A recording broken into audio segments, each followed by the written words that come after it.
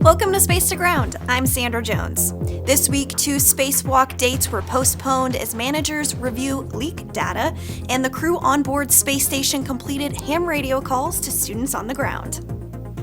NASA engineering and flight control teams are continuing to review data and video associated with a coolant leak from a backup radiator on the station's Nayuga multipurpose laboratory module, which occurred on October 9th. 2 United States segment spacewalks originally scheduled for Thursday, October 12th and Friday, October 20th have been postponed until the review is complete and new dates will be announced later. The leak has now stopped, as was reported by Roscosmos flight controllers and evidenced by NASA external station camera views, which show only residual coolant droplets. The primary radiator on Nayuga continues to work normally, providing full cooling to the module with no impacts to the crew or to space station operations. The backup radiator was delivered to the space station on the Rosviet module during Space Shuttle mission STS-132 in 2010. It was transferred to the Nayuga during a Roscosmos spacewalk in April. Teams on the ground continue to investigate the cause of the leak, and additional updates will be made as soon as available. Students, did you know you can speak to an astronaut on board space station?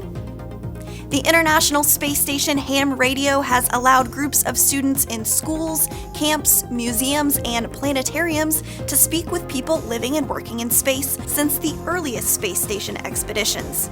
This week, NASA astronauts Jasmine Mogbelli and Laurel O'Hara, as well as European Space Agency astronaut Andy Mogensen, spent time speaking to students around the world. As the space station passes over a school or another location that receives a signal from the space station, there is typically a 9-minute window to make contact with the space station crew.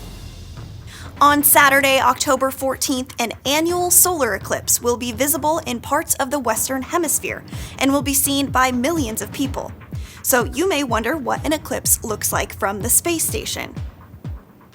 Over the years, we have received spectacular images of the Earth from the space station during such events.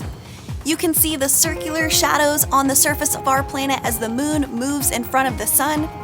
Hopefully the orbiting crew will have a chance to view the eclipse, but you will have a couple of ways to see it. We remind you to never look directly at the sun without specialized eye protection designed for solar viewing, or you can join us live as the eclipse travels across the United States. Watch the Ring of Fire 2023 annular solar eclipse starting at 11:30 a.m. Eastern. And that's Space to Ground for this week. Thanks so much for watching. You can bring space station research straight to your inbox through the weekly ISS newsletter. For the latest research, stories, videos, podcasts, and more, head to nasa.gov/ISS-science to sign up. We'll see you next week.